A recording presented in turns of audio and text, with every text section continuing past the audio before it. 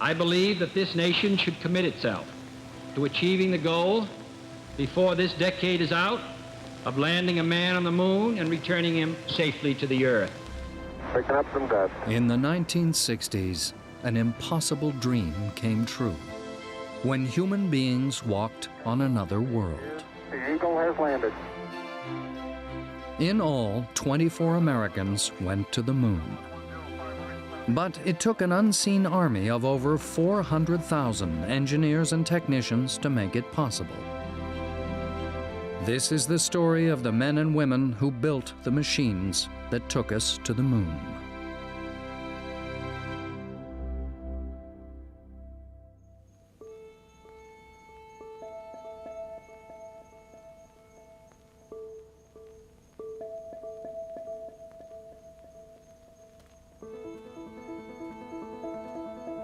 In the early 1960s, as NASA began training astronauts to meet President Kennedy's challenge, it realized there was one key area of expertise it knew nothing about. Nobody knew how to build a spacesuit that would enable a human being to survive in the lethal lunar environment.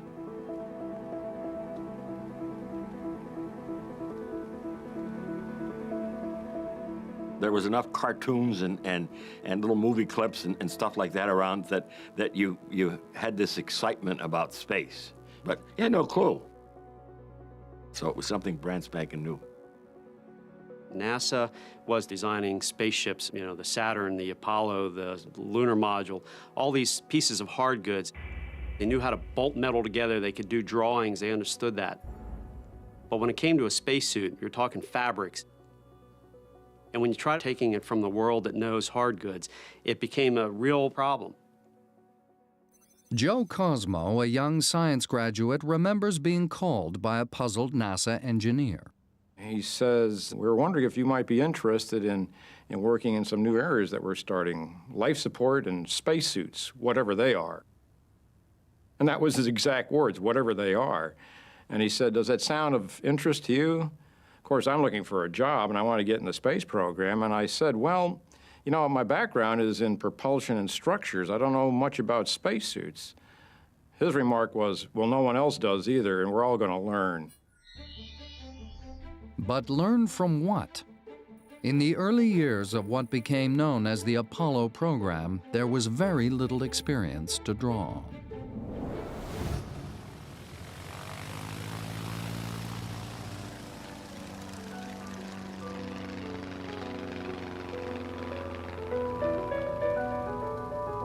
The first man to wear the sort of suit the astronauts would need was U.S. aviation pioneer Wiley Post. In the 1930s, Post commissioned a flying suit for an attempt on the world altitude record.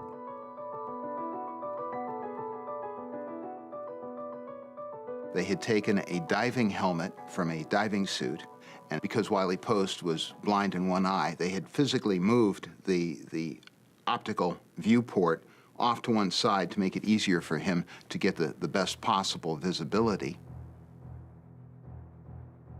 Post's suit enabled him to reach 50,000 feet, higher than the cruising altitude of a modern airliner. At this altitude, temperatures drop to minus 40 degrees Fahrenheit, and oxygen levels become dangerously low.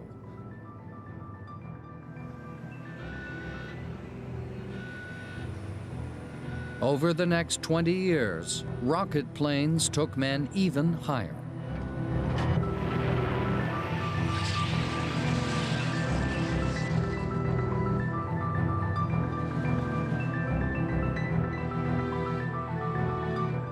To help them, a new generation of high-altitude suits were constructed. Looking real good from back here. And they look very good across the door. The X-15 was basically a very compact, very slender, rocket-looking type aircraft that was carried to high altitude under the wing of a B-52.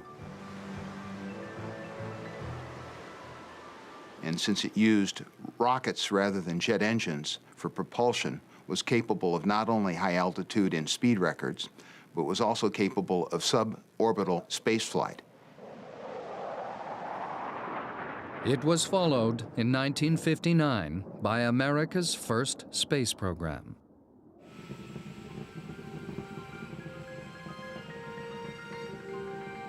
Mercury put man into orbit around the Earth.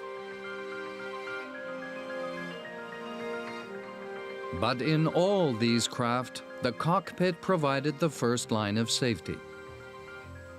The flying suits were only there in case there was an accident. Kennedy's plan to have men leave this safety and step out onto the moon would demand something much more sophisticated.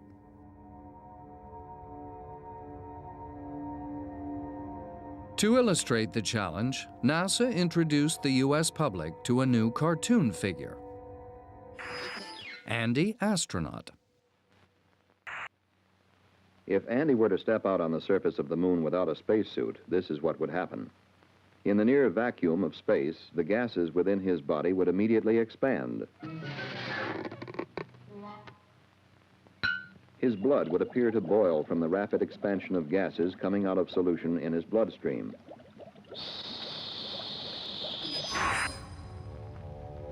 Andy would soon feel the effects of another condition of space, lack of oxygen. After 20 seconds in a vacuum and without oxygen, Andy would be trading in his astronaut wings for a more permanent variety.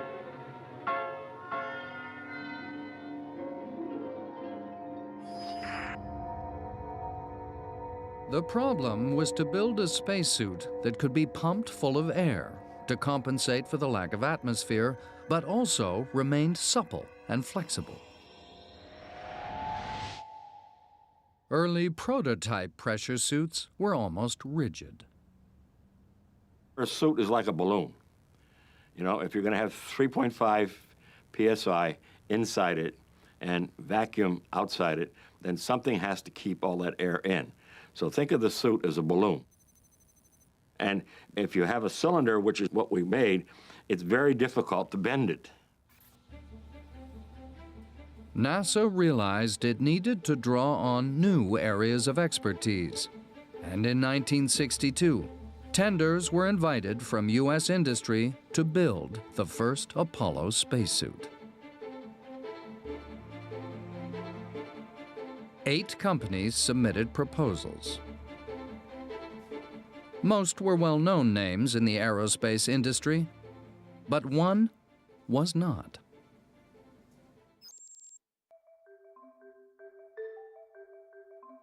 The International Latex Corporation was best known for its Playtex bras and girdles. The company was the rank outsider, but it had one big advantage. It didn't know much about space, but it knew more than any of its competitors about making flexible rubber clothes that moved with the human body.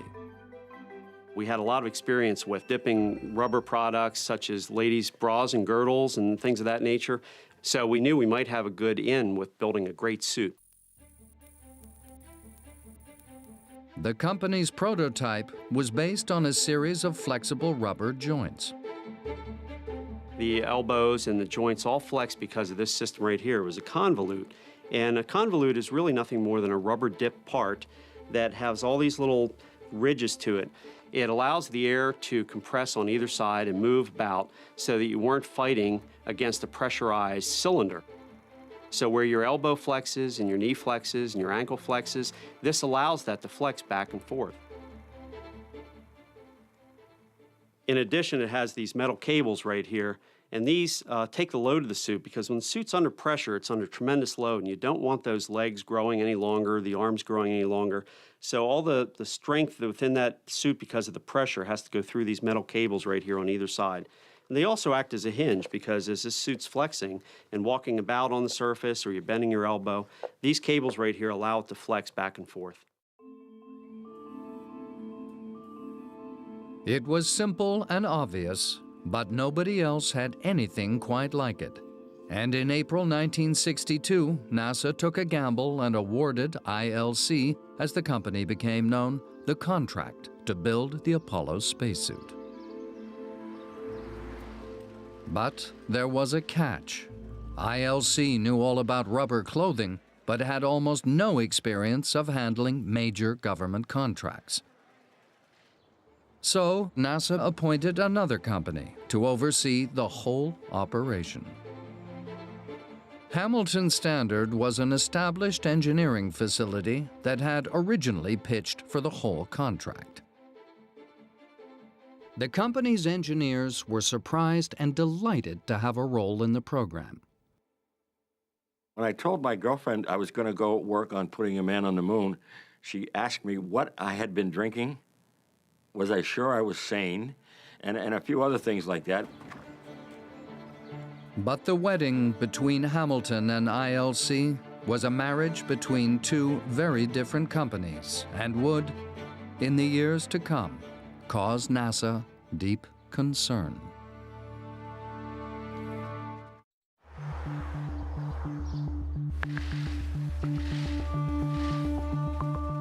By summer 1962, the cracks in the arranged marriage between ILC and Hamilton Standard were beginning to show.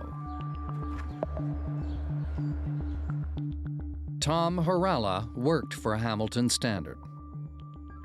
We were making propellers for both commercial aircraft and also for the Department of Defense. International Latex at that time made brassieres. We had two totally different personalities. His opposite number at ILC was Homer Ream. There was always this skepticism of Hamilton Standard's appreciation for our technology and our concern for Hamilton Standard, not thinking that consumer products people are capable of doing this job.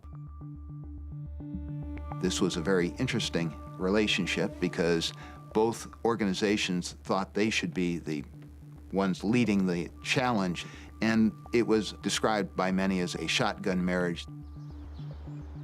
But despite the obvious rivalries, in the early months, nobody wanted to dwell on the problems. NASA was demanding results.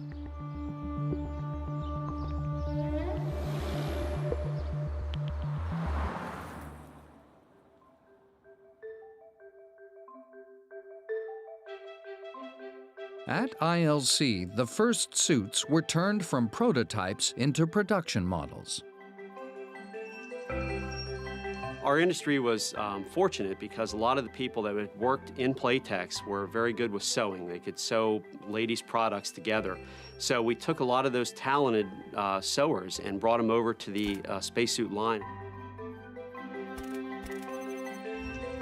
I was sewing baby pants, and then an engineer came to me and asked me if I would mind trying something else. And I said no. But I never thought in my wildest dreams that I would be making spacesuits. It demanded greater care and attention than anybody at the factory had ever experienced before. It was critical that these seams were sewn to within about a 32nd of an inch, which is just about smaller than a pin. And these tolerances had to work every time. They had to be perfect. Everything was inspected. They had to count those stitches and make sure we didn't have less or more in every inch. The sewing machines were just walking very slowly, stitch by stitch, to make these suits, to put them together. One of the hazards was sewing pins. Even a single one left in a suit by mistake could cause a fatal accident in space. Eleanor Foraker was expected to keep track of them. She gave each seamstress different colored pins so she could trace who had done what. I was walking by an inspection table one day, and I saw a pin. It had a red head on it. So I checked the paperwork, and I found out who did that. And I went to the lady and I asked her, and she just kept looking at me and said, I didn't do it. I said, well, I'll tell you what, here's your pin. And I jabbed her in the behind with it.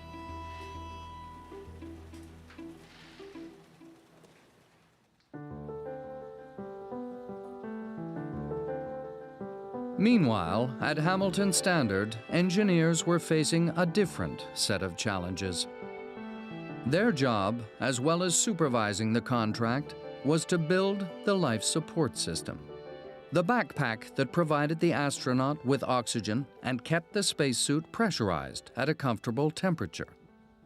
They called it an environmental control system. It was Earl Ball's job to design it. Nobody had ever done this before. We were going to make effectively a little space vehicle with a suit and this environmental control system.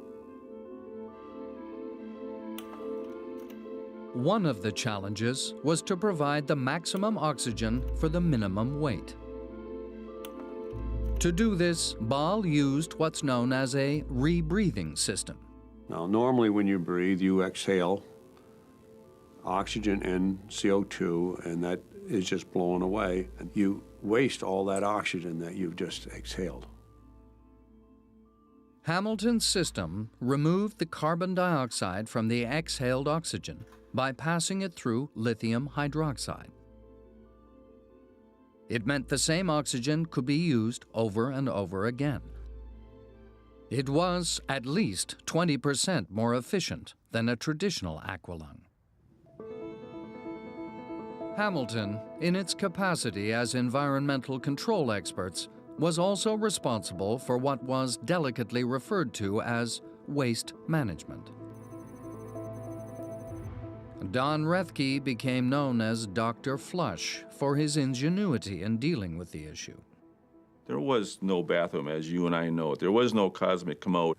And their training was not that good to hold it for several days. So they needed some degree of body hygiene, if you want to call it. Don always was able to put humor behind the work that he was doing, and many times it was appropriate because he got pretty crappy jobs to deal with. This is the pee pouch and this is the poo pouch, okay? Don't get the two confused, because the wrong pouch will not work in the right place. So inside the urine collection assembly, which we kind of affectionately call the pee pouch, was about a 1 liter bag in the area down here. And the attachment to the body was done by a condom with a hose on the end of it, which you can urinate right into the bag. The condoms initially came in 3 different sizes: small, medium, and large. But few astronauts, whatever their real dimensions, were willing to accept they were anything but large.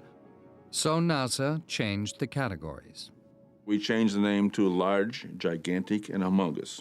So large still worked. Gradually, piece by piece, the life support system came together. What nobody realized as they started to test the suit was that there was a potentially lethal flaw.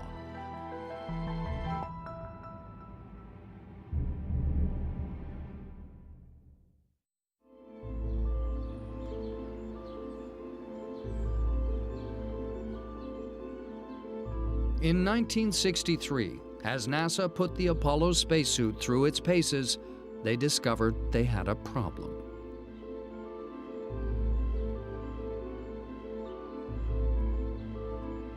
Everybody had assumed that cool air pumped into the suit from the backpack would be sufficient to regulate the temperature. But as astronauts now started to use the suits, they were becoming dangerously overheated. NASA panicked. In October of 1963, NASA gave Hamilton a 2-week ultimatum to demonstrate a solution to the astronaut cooling problem.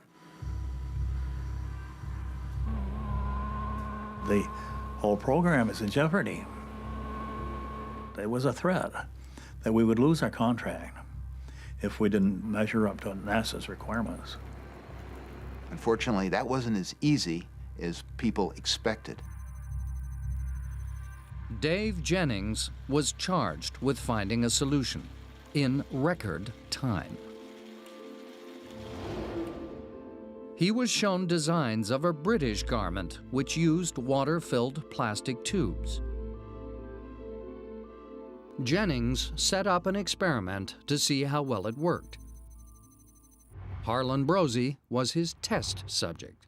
We wrapped his arms and legs in PVC tubing. We then put a sweatsuit across my body. Then, in addition, to make sure that we didn't evaporate anything off of the sweatsuit, we put a plastic suit over me, plastic boots, plastic gloves, plastic all over, so that no water could possibly get away from the body, including my head, I believe, was covered with a plastic bonnet. The idea was to ensure that none of Brosey's body heat could escape. Then the PVC tubes were hooked up to a bucket of iced water. Well, when they turned on the cooling, it was just like jumping into Lake Superior. Man alive, was that cold. And then the treadmill wasn't running yet. I said, turn on the treadmill. Let's get warmed up a little bit. And the treadmill was slanted at different elevations to make him produce the kind of effort he would if he was climbing a steep hill and walking fast, doing a great deal of exercise. The cooling effect was very comfortable. I don't recall cold spots or hot spots. The system worked well, and NASA charged Hamilton with building a water-cooled undergarment.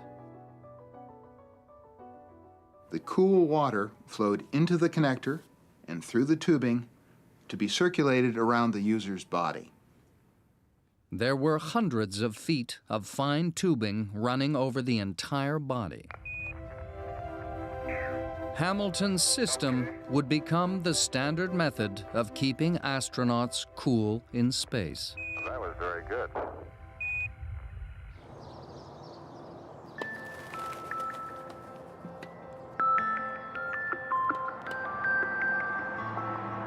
By early 1964, ILC and Hamilton were sending a stream of completed suits to NASA in Houston.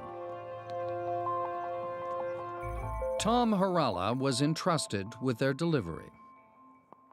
I drove it to my hotel, and then I had to take it out of my car and I had to bring it into my room and keep it in my room overnight to make sure that no one could tamper with it, steal it, or whatever it was, because it was classified confidential. It was also worth probably a pretty penny. So yeah, the first suit I delivered to NASA, I slept with it. It wasn't very enjoyable either.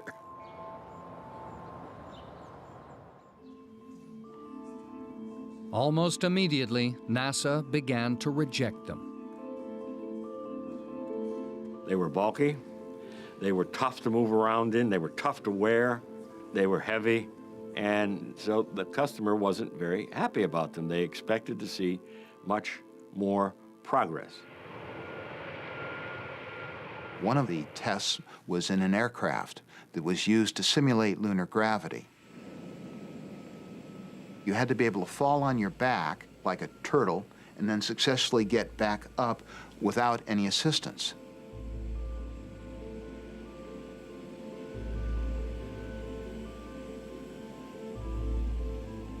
Unfortunately, the new design spacesuit wasn't able to do that.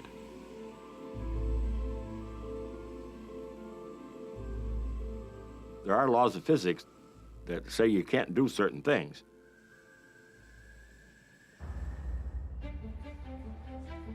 As the difficulties mounted, the long-suppressed differences between Hamilton and ILC bubbled to the surface. Hamilton Standard would come down to our facility and try to tell us how to build suits, and they thought they were helping us, but there was more turmoil involved in this process than needed to be. Our companies had totally different types of personalities in terms of how we dealt with products and how we dealt with the paperwork that supported the product.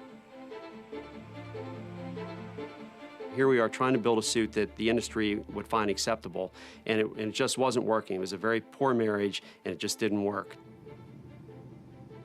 2 years into the Apollo contract, the development basically reached a crisis stage. There was no more time. NASA was planning to fly the first Apollo flights in 1966, and the Apollo spacesuit was simply not ready to support that. In autumn 1964, NASA despaired of the suit ever meeting its test standards and took the enormous step of canceling the contract.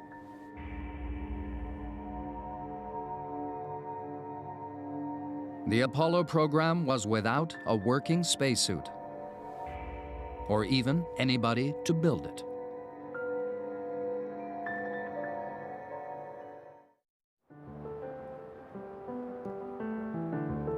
In spring 1965, NASA relaunched the Apollo spacesuit program. For some years, it had been hedging its bets and also investigating so-called hard suits. Many were like medieval suits of armor.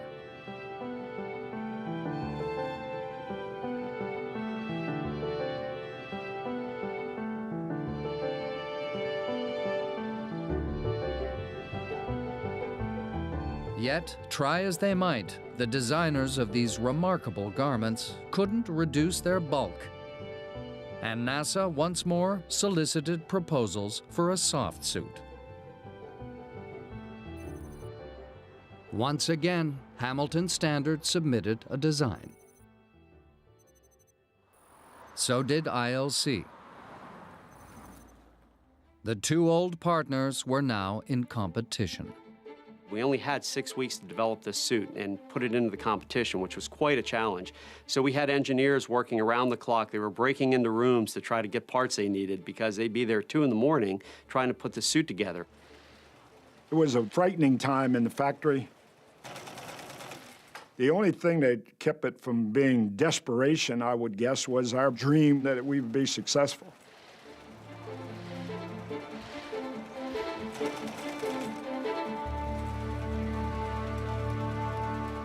The hard work paid off. ILC, free at last to follow its instincts as a clothing manufacturer, came up with a new, flexible, and close-fitting suit that was better than any of the competition.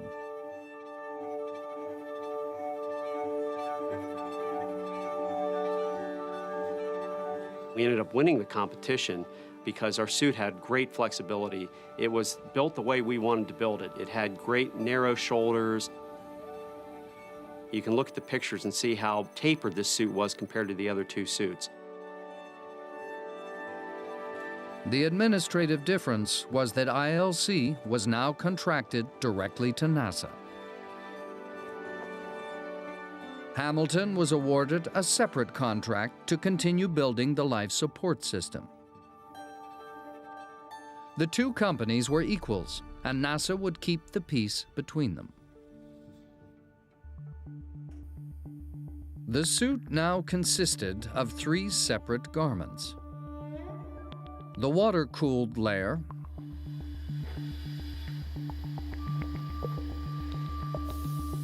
an extraordinarily clever pressurized inner suit with flexible joints,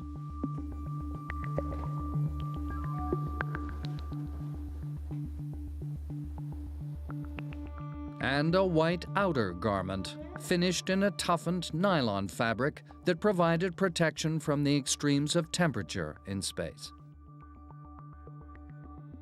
These can vary from minus 300 degrees Fahrenheit in the shade to plus 300 degrees in direct sunlight.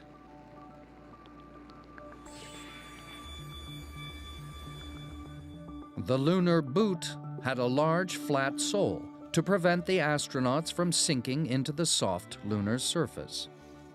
The helmet had a series of sun visors to protect the astronauts from solar glare. And then there was the glove, probably the most complex and troublesome piece of the entire garment. You wanted a glove that could pick up a dime but stop a bullet, and it was very difficult to do at the time. After various permutations, the outside was eventually made from a brand new material called Chromel R. And it was actually woven chromium steel, and it was woven into a material that would flex like a fabric, and we used that all around the gauntlet of the glove, which is the part that wraps around the main part of the hand. And this material was $2,000 a yard, which was phenomenal at that time. So it was a very unique material developed just for the spacesuit. It was a nightmare for the seamstresses to work with, but gradually the new suits took shape.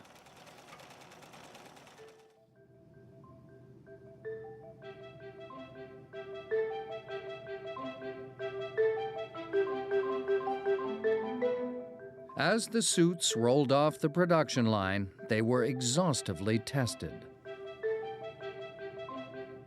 The company's guinea pig was Tom Sylvester.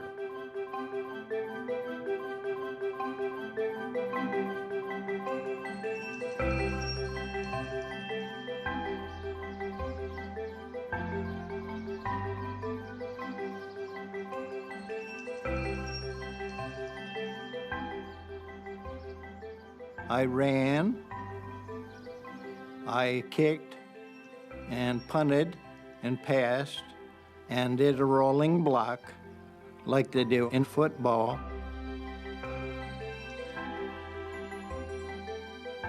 From the rigid bladder of just 5 years before, the suit had come a very long way. It was still pumped full of air like a balloon, but it moved like a normal suit of clothing.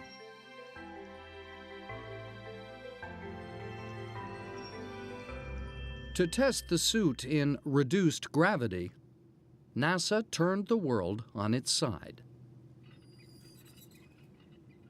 They would take the suit and suspend it in this crazy contraption where they suspended the astronauts or test subjects in the suit, and they would walk along this wall with this rig.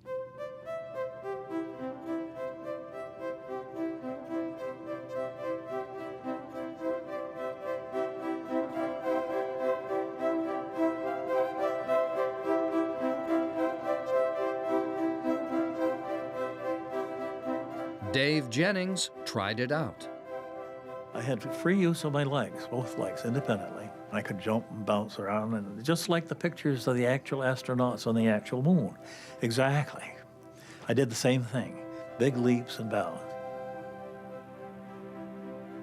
I found out that I could do somersaults, and I found out I could do backward somersaults, which is something that I always wanted to be able to do. These backward somersaults were so much fun that I did a dozen of them. And here were all these engineers standing around watching me, with their mouths open, I suppose.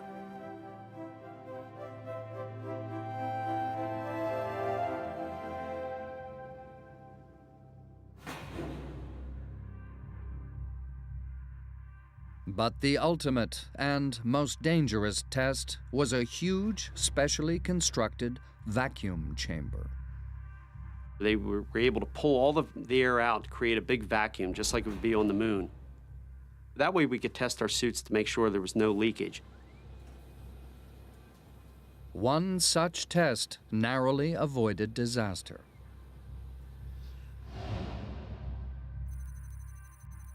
Jim LeBlanc was the test subject in the vacuum chamber. Cliff Hess, the supervising engineer outside.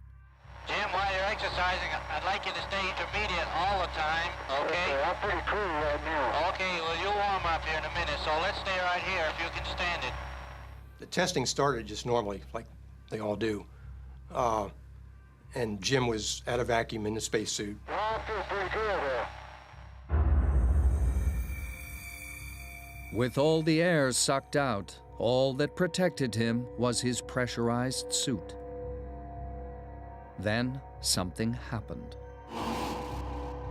I heard over the headset that he was losing suit pressure. The tube pressurizing his suit had become disconnected. He was in serious danger. There really wasn't any feeling. It was just happening so fast, trying to get the chamber back to a safe pressure and Jim to a safe pressure was inside the suit. As I stumbled backwards, I could feel the saliva on my tongue starting to bubble just before I went unconscious. And that's kind of the last thing I remember. Essentially, he had no pressure on the outside of his body, and that's a very unusual case to get, and there's very little in the medical literature as to what happens when you have that. There's a lot of conjecture, that your fluids will boil. Within 25 seconds, a co-worker sitting in a partially pressurized antechamber and wearing an oxygen mask was able to dash in. At the normal rate of repressurization, it would have taken 30 minutes to make the chamber safe. Hess repressurized it in just over a minute. That's much, much faster than you would ever come down in an airplane. It would really hurt your ears if you did that. Finally, it was safe to let a doctor in. Miraculously, LeBlanc had already regained consciousness.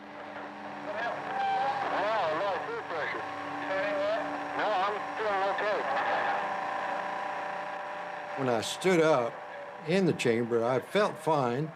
My ears ached a little bit from the course of rapid repressurization, and that's basically the only effect I had. It was one of the few instances where anybody was ever exposed to that low of a pressure and lived to tell about it with no obvious damage. Such an accident in space would have been fatal. But thanks to testing like this, no astronaut has ever had to face a similar situation. The suits were holding up to everything that could be thrown at them, and the program was back on schedule.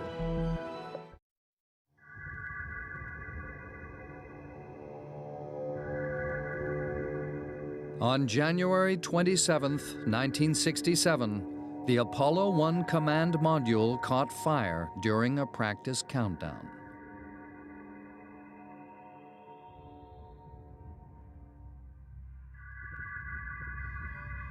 I got a call from one of my people in Houston, and he goes, "You probably didn't hear, but they had a catastrophic fire at the Kennedy Center." All 3 crew members died in the intense heat of the blaze.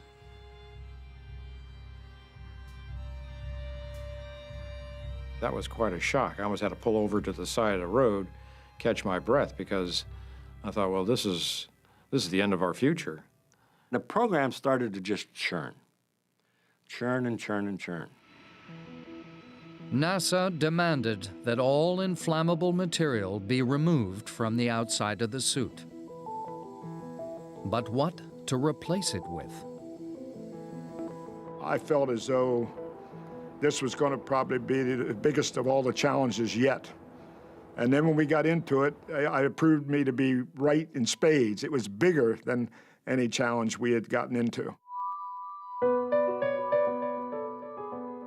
The company scoured the country, talking to manufacturers working at the cutting edge of fabric technology.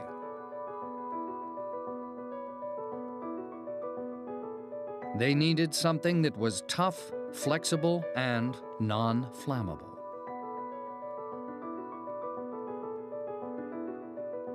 We had to take research-type materials and convert them into materials you could use and then put them in a spacesuit. It was a horrendous effort by a lot of people.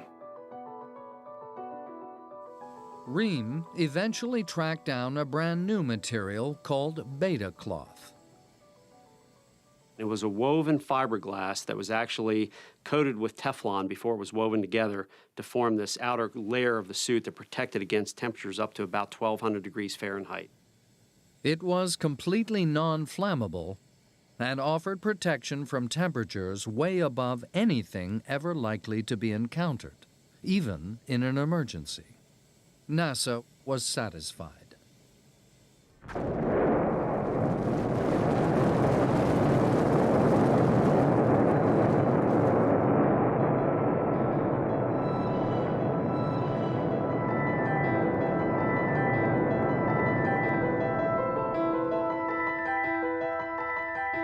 Apollo missions 7, 8, 9, and 10 took men into space without a hitch. Then came July 1969, and the biggest test of all. Okay, Neil, we can see you coming down the ladder now. I'm going to step off the limb now. As the Apollo 11 astronauts stepped out on the moon, the world celebrated.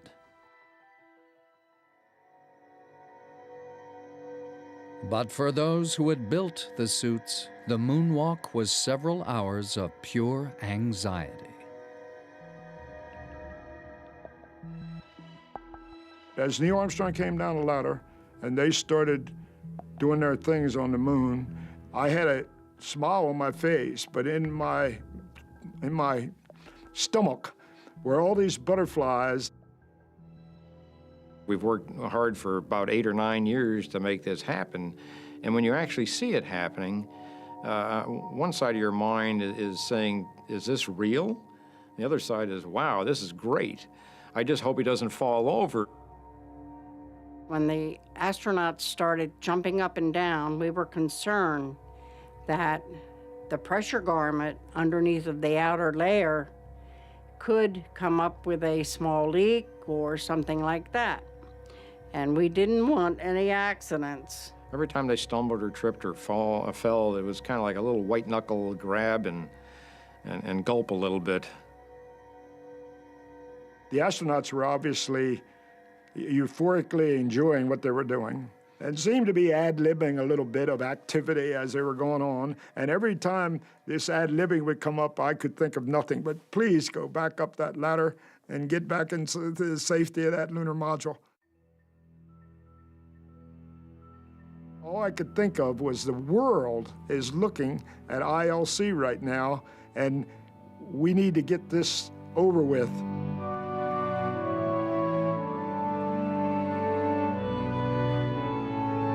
It was 2.5 hours before the Apollo 11 astronauts finally returned to the lunar module.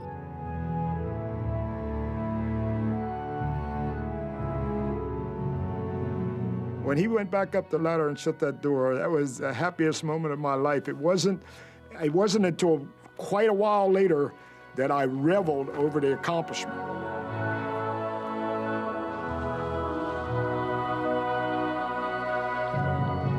I had tears rolling down my cheeks. I mean, I was just crying in happiness because all that work that we'd done, all those chores that we'd done and everything like that. The suit and backpack had done everything expected of them, and in the years to come, enabled man to walk, run, jump, and work on the moon without a single significant failure. It's a football-sized rock. It's a great Scott size. It was the culmination of a long time, and it was very, very satisfying.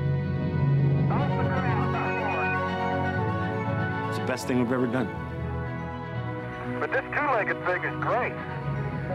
Man, I can cover ground like a kangaroo.